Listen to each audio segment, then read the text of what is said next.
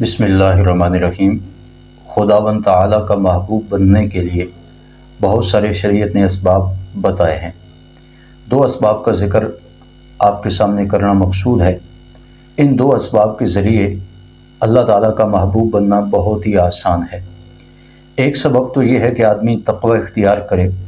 तक़वा का मफ़हूम ये है कि कदम कदम पर गुनाहों से बचे, रब की मासियत और नाफरमानी से बचे। कुरान करीम में अल्लाह ताला फरमाते हैं कि ऐसे मुत्तकी और परहेज़गार लोग जो रब की नाफरमानी और मासियत से अपने आप को बचाते हैं, मैं अल्लाह ताला उन्हें भी अपना महबूब रखता हूँ।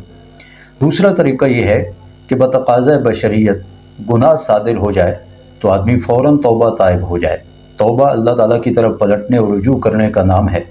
दिल में आदमी पशेमान हो कि ये गुनाह और मासियत का काम मुझसे ना होना चाहिए था, अपने परवदिगार से तौबा और इस्तिग़फ़ार का ताल्लुक़ जोड़ ले। ऐसे लोग भी अल्लाह ताला के महबूब हैं। इन्नल्लाह युहिब्बुत तव्वाबीन। अल्लाह ताला ने ऐसे लोगों को भी अपना महबूब बताया है जो तौबा का रास्ता इख्तियार करते हैं। गुनाह हो जाने के बाद वो अपने गुनाहों पर इसरार नहीं करते, डट नहीं जाते, बल्कि अल्लाह ताला की मोहब्बत पाने के लिए तौबा का रास्ता इख्तियार करते हैं।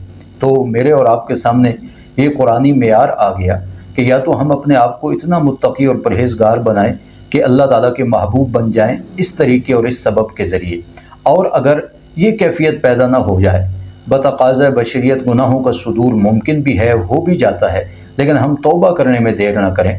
तौबा के साथ भी अपने परवदिगार की मोहब्बत को पाया जा सकता है। तो इन दो रास्तों का ज़रूर इंतखाब कीजिए, या तो मुत्तकी और परहेज़गार बनिए, नहीं तो गुनाह सादिर हो जाने के बाद अपने परवदिगार से तौबा का ताल्लुक़ जोड़िए।